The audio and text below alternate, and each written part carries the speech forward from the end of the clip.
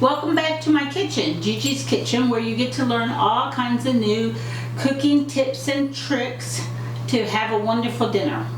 Anyway, so today we're going to cook a dinner, a real quick dinner, but we're going to add some new elements to it.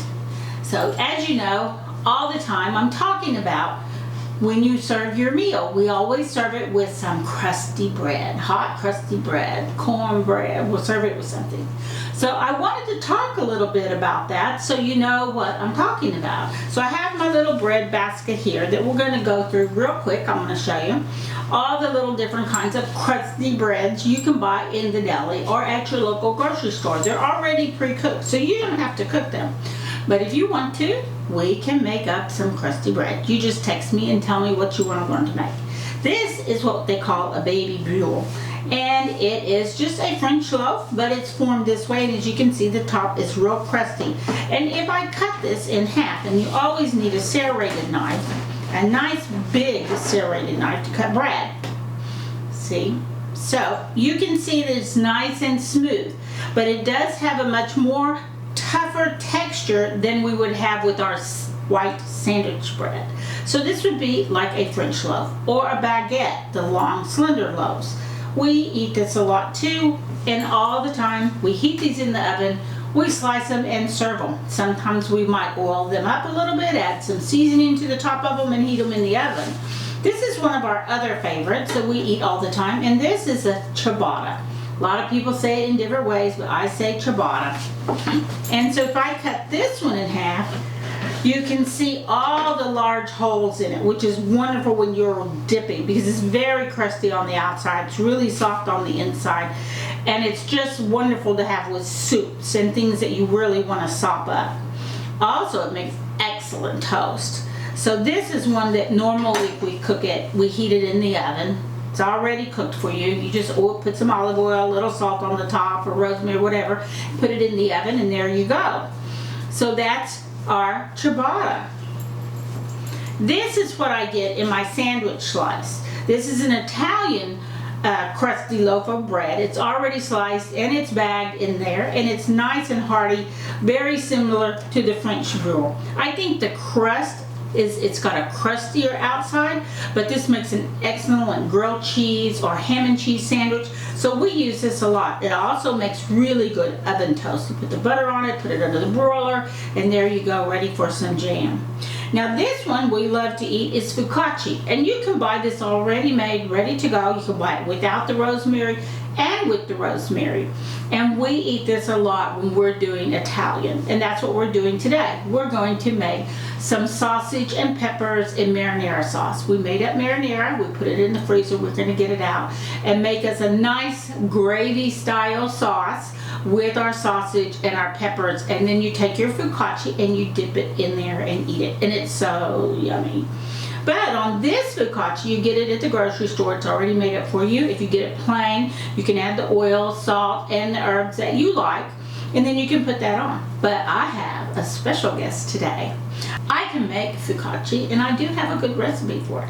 But my sister Jennifer, I hate to say, makes better focaccia than me. So she's going to be our guest today and show us how to make focaccia from scratch.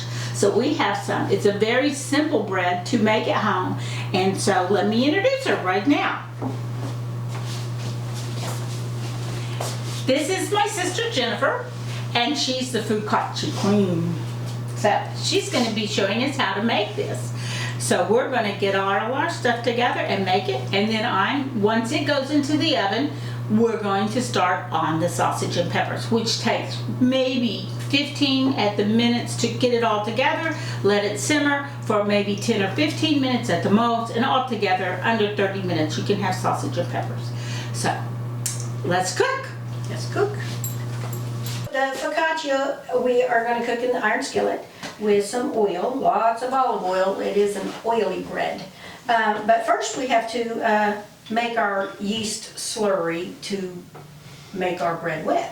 And then we will let it poof a little bit, and then we're going to mix our flour and some herbs and more olive oil. And then we're going to knead it all together and put it in the iron skillet and let it rise, and then we will Make sure it gets nice and warm in the oven until it's ready, cooked. So how long does this take? The poofing could 10 minutes, 20 minutes, 30 minutes of the yeast. And then when you put it in your skillet to rise, we're only gonna let it rise once. Okay. And then it's going to probably take 20 to 40 minutes, depending on how high you want it to be, how thick you want your focaccia to be. I like it puffed up big. And then we will put it in a 450 oven Okay. for about 20, 25 minutes until it's nice golden brown and done. Okay. All right, so let's start with our yeast slurry. So we have 3 cups of warm water. We don't want it scalding and you don't want to kill your yeast. And we're going to put in a tablespoon and a half. It's about 2 packages of yeast. Except my spoon doesn't fit in there. So we will just measure it out this way. Forgot about that. So this is about 1 tablespoon there. And this is a 1 teaspoon, and we want about a half a tablespoon. There we go. So a tablespoon and a half. And then get that mixed up in there. So you just use a spoon, you wouldn't use a whisk or anything? No whisk, it's not needed. And then we are going to add sugar because your yeast needs something to eat while it's growing. And we're going to put a good teaspoon of sugar in our water mixture. The salt, we're going to wait for the salt until we're ready at the end. Okay. So then we're just going to stir this up. And we're going to let it dissolve and start getting all bubbly and ready for flour. And it's, there we go. Get it out of your And spoon. usually like 10 or 20 minutes or until it's fully bubbly. Yeah, and ready to go. If it's not bubbling, then what? You could try adding more sugar to it to see if it'll rise up, or you can just dump it and start over. Because I always thought if it didn't bubble, then the yeast is dead and it's no good. And you're just going to have a flat bread. So we're going to set this one off to the side, but we already have one poofed and ready to go. Yeah. Spoon. As you can tell, it's all bubbly, and it's kind of a creamy looking, almost like a thick milk. Is it still warm? It's slightly warm. We are going to get our bowl here. And we're going to pour this in there. All-purpose flour. Doesn't have to be bread flour. Regular table salt because it dissolves faster. Our olive oil right here. Athena's gift. Athena's gift olive oil. Our herbs that we're going to use in this are rosemary. I have some already chopped, and then we will pick some from the branch for the top sprinkling. And then right before it goes in the oven, we'll put the whole leaves on there and some nice crunchy salt. We're going to scoop in our flour. And this is 1 cup right here. And we're just going to do it a cup at a time and stir it up. And till it gets to a texture we like. 2 to 3 cups probably of flour. We're not really going to knead it, so our stirring is the kneading portion of it, because I don't really. So is this a real sticky, loose? It's not loose, but it's a little on the sticky side. Oh. Sticky because you're pouring some olive oil in there. Okay. Lots of olive oil. That's the good stuff. And that's 2 cups of flour there. And it's still, just mix it in. Now the trick is, before you get too much flour in there so you can disperse your rosemary that you've chopped, you'll put it in there. So we're going to go ahead and put it in there. That way it's in all of the flour. And that's about A tablespoon? yeah, Maybe 2 teaspoons. a teaspoon and a good teaspoon. Okay. It's not packed in there. So we're going to mix our rosemary up in there. And that is homegrown rosemary. From the garden. From the garden. I'm not going to tell you whose garden. Don't go looking at your rosemary bush. It's bare, huh? It's there. Uh-oh. Now we're gonna put some more flour in there. And When do you add the salt? I'll be adding the salt in a minute. Okay. I don't want it to kill the yeast. Sometimes you put too much salt and it can kill your yeast. Oh, good to know. And because focaccia can be a salty bread, it takes a lot more salt. That's okay by me. I like the saltiness. Okay, so now we're getting down to where Oh, we're yeah, gonna that start looks slowing good. up on the amount of flour we're putting in. So far we're up to 3 cups of flour. Oh, I can see it bubbling already from the yeast already working into it. And then let's do about, we have, what is this, a cup of oil? Put about a 1/4 cup of oil in here to start. See how that looks. That's about a 1/4, right? And then we're gonna stir that. And you see it? Oh, yeah. And just stir it through. No beating. No beating. We're not beating it. We're just. No, just good old-fashioned stirring. Yes. Doesn't require a lot of. It's almost like a cake batter right now. Yeah, right Thickness. now. And with the oil in there, it just makes it look smoother. It is very smooth. And now I would go ahead and add the salt. Okay. And I think I'm gonna start with a teaspoon. I think a teaspoon of salt's probably plenty, because we're gonna be putting salt on the top of it at the very end. Yep, that looks good. Now that's I always easy. measure it in my palm, so yep, teaspoon. No wonder yours comes out better than mine. I work too hard at it. That's easy.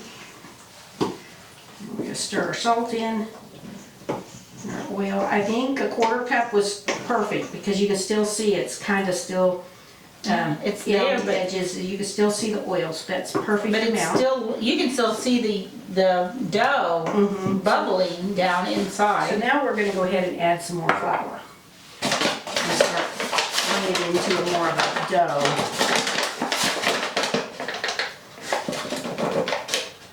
Let's go with a 1/2 cup more of flour.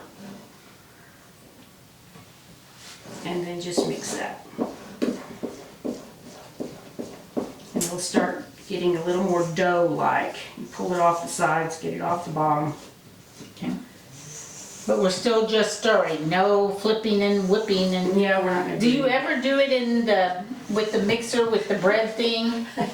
Yeah, you could do that, but to me makes more of a mess, because you have to clean the machine up.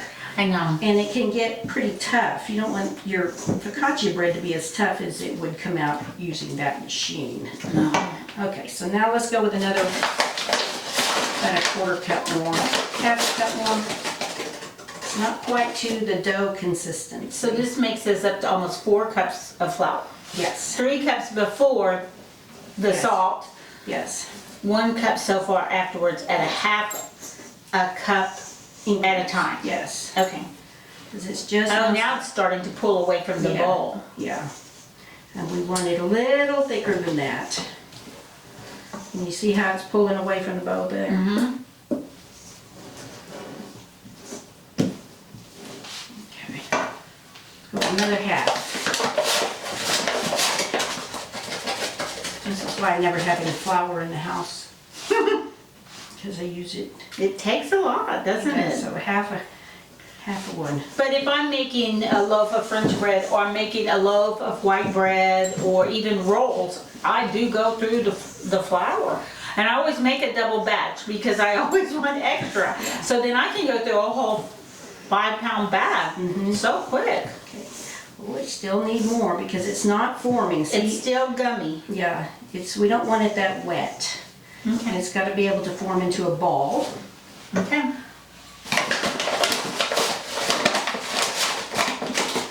And I always just do it in about 1/2 cup increments at this point. It is a gentle stir though. Because this is the actual kneading. We're kneading this as we're going. We're not. Well, see, this is good bread, so you don't want to beat it. In our family, there is such thing as good bread and not good bread. Yes. If you send somebody to the store and you say, get me a loaf of bread, they will say, do you want good bread or regular bread? And when you say good bread, that means you want a loaf of crusty bread, like we talked about, the ciabatta or sourdough, and you need to be specific too. No, I want ciabatta, or I want a French ball, or I want Italian. But if you don't say it, they'll bring you a loaf of sandwich bread, you know, Mrs. Beards or Mrs. Some Bean or whatever, and you have to be, so good bread is the crusty bread. Yes. Means you're having a decent meal. Yeah, you have to have good bread with Sunday dinner. Okay, so now it's to the point where it's starting to be ready to be kneaded. We're going to knead this in the bowl. Because basically, we're going to use the spoon to knead it with. When you're kneading, you just pull it over. Put it in the center, pull it over, pull it in the center, but it's still kind of sticky. So we're going to have to add some more flour. And this time, we're not going to go with a half a cup. I think we'll just do a little bit less than a quarter cup and sprinkle it over the top. Okay. Until we get to our point. So we're going to pull it over. I've got to scrape off my spoon. There we go.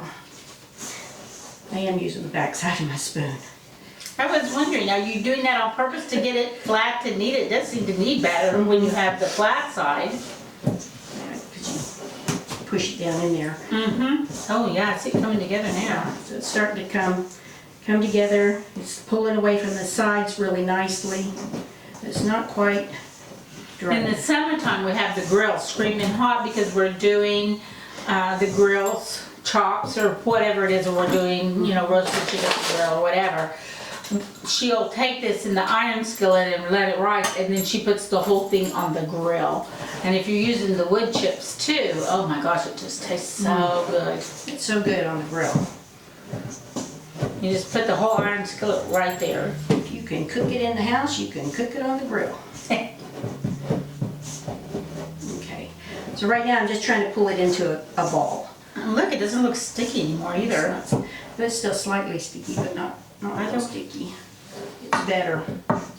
Making a mess over here. So I've got to get it off my spoon. Okay. I could stick my hand in there and pull it all into a ball, but my spoon's working just fine. So right now we're just trying to get into a ball, and then we're going to put it in our iron skillet. I need a little more flour. On the edges. Now this is about a 10-inch. Is it? It doesn't say. Doesn't say. It says made in America. I'm thinking that's about a 10-inch.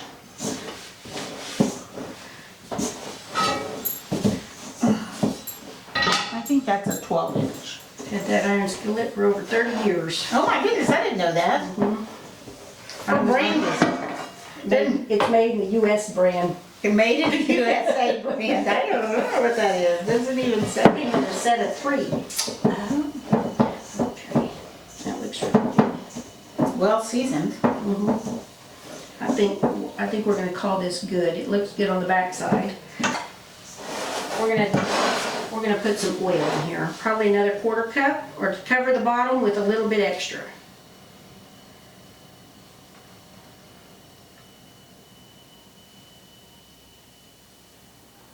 Yeah, that was better.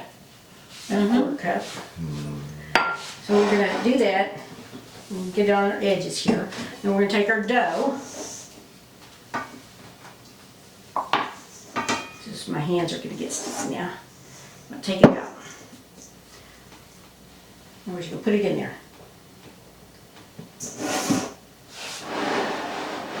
This is the gross part. And turn it over. Get all that oil on there. Oh Turn my it, gosh. just turn it back. I'm going to spread it out a little bit. See how oily that is around there? Don't worry. We're going to poke it down with our fingers. That oil's going to get in all those holes. And then we're going to let it set off into the nice warm oven until it gets all poofed up, ready to go. So how tall will it get? Because I know yours would come up way above the skillet sometimes. It could come up way above the skillet. I didn't Okay. bring the gigantic skillet over. Just the medium-sized, large skillet. Maybe we should have put it in the other skillet.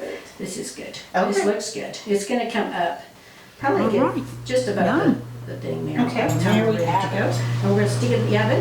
Look how yummy that right there. That's Yeah. good. Oh, perfect.